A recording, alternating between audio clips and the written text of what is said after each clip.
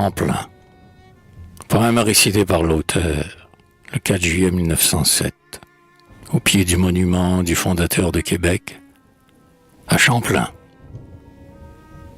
Promenant l'étendard du Christ et du progrès dans les immensités vierges du Nouveau Monde, la France, l'œil tourné vers les altiers sommets, que l'avenir divin de ses rayons inonde, a laissé sur ses bords une trace féconde que le temps destructeur n'effacera jamais. Pour jeter sa semence au sol de l'Amérique, pour asseoir un empire en des déserts sans fin, ces preux ont combattu, pleins d'une ardeur épique, les Indiens, les Anglais, la trahison, la faim, des bancs de Terre-Neuve à la mer de Baffin, des banquises du pôle aux pampas du tropique. Mais de tous les vaillants au renom souverain, qui sur ce continent luttèrent pour la France, nul n'est ceint d'un laurier plus frais et plus serein que le jason chrétien dont la reconnaissance acclame la ferveur, l'audace et la science dans le noble et tragique orgueil de ses terrains. Fils d'un rude et hardi pêcheur de la Saintonge, Champlain grandit au bord du gouffre illimité et, dans une ombre où l'œil du poète se plonge, assoiffé d'aventure, ivre d'immensité, en son adolescence et sa virilité, livra toute son âme au vaste essor du songe. Il rêva de sonder cette mer de cristal qui de Colomb avait bercé les caravelles. Il rêva de fouler le terroir boréal, d'y faire rayonner l'or des blondes javelles, et, pour planter la croix sur des cimes nouvelles, intrépide, il quitta le rivage natal. Les larges flots d'azur du Saint-Laurent sauvage, encore émus d'avoir porté les galions de l'immortel quartier découvrant notre plage, sous les terres estivales tout baignées de rayons, réfléchirent bientôt les humbles pavillons de la nef que montait le marin de Brouage.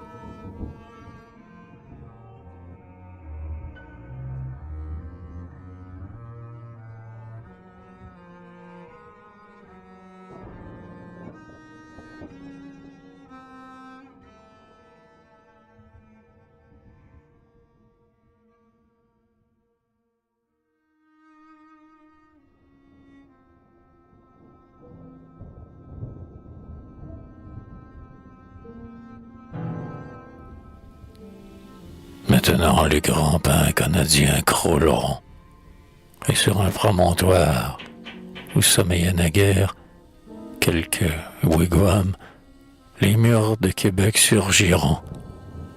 L'Algonquin laissera choir l'âge de guerre, les orgueilleux sachems d'une peuplade altière, devant le fondateur viendront courber le front.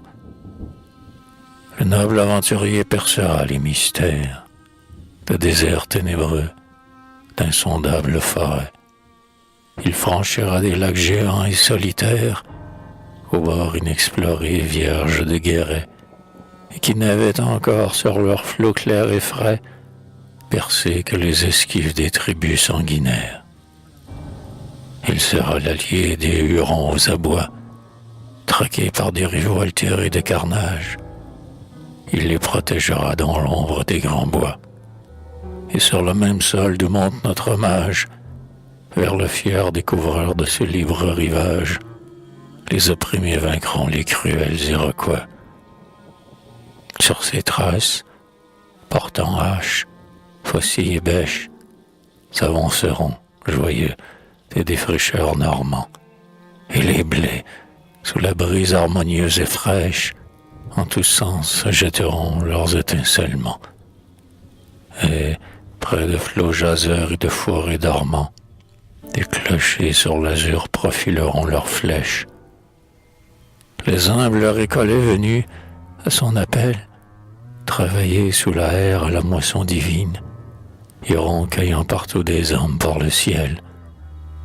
L'arbre saint du progrès étendra sa racine à travers les débris d'idoles en ruine, et Québec grandira sur son roc solennel. Le découvreur 20 fois passera l'Atlantique pour aller implorer justice aux pieds du roi. Il saura déjouer un complot satanique. Son dévouement sera viril comme sa foi. et l'avenir, qu'il vit souvent avec effroi, enfin éblouira son regard prophétique.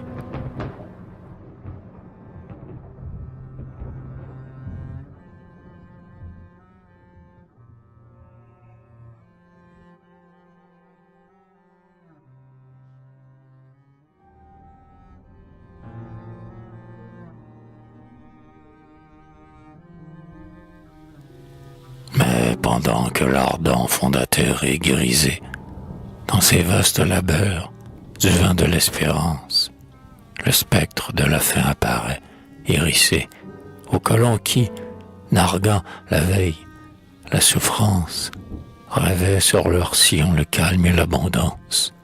Et bientôt par l'anglais Québec est menacé.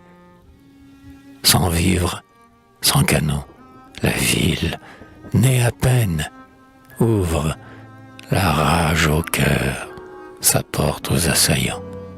Et, contraint par le sort de déserter la reine, le vieux lutteur, suivi du groupe de vaillants, qui l'escortait le long des grands flots aboyants, repart désespéré pour la France lointaine.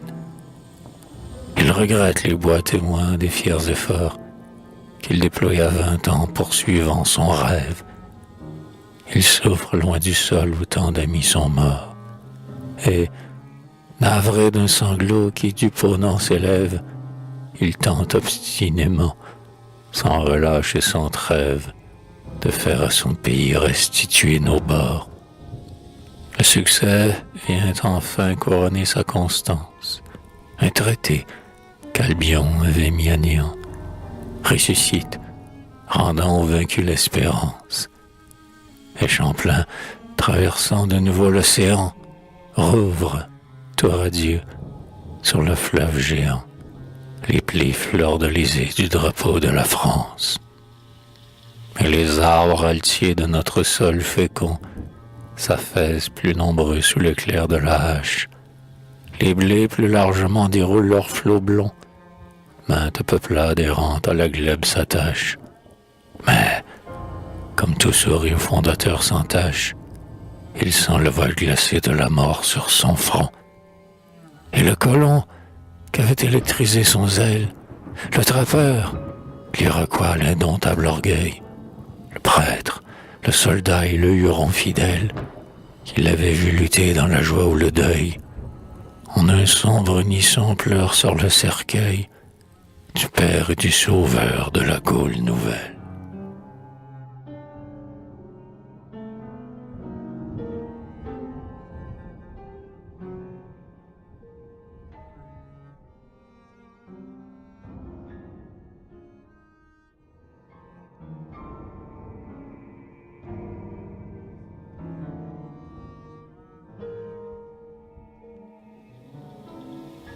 Ouais, Champlain fut le père et le sauveur des preux, qui rêvait de fonder sous nos cieux un royaume.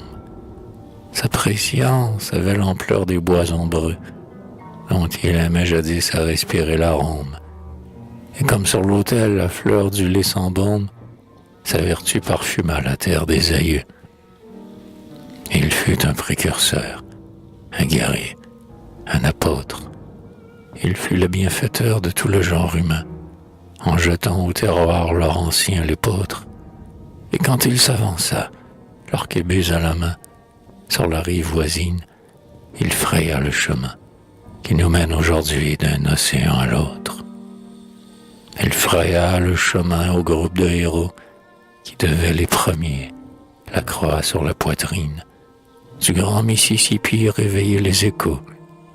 Ouais, grâce à son courage, à son œuvre divine, le soleil flamboyant du progrès illumine les trésors de pays sans bornes et sans rivaux.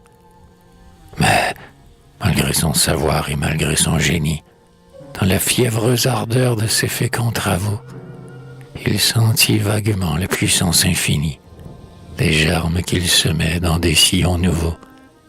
Il entrevit à peine, en nos bois, sur nos eaux, ce qu'allait enfanter cette plage bénie.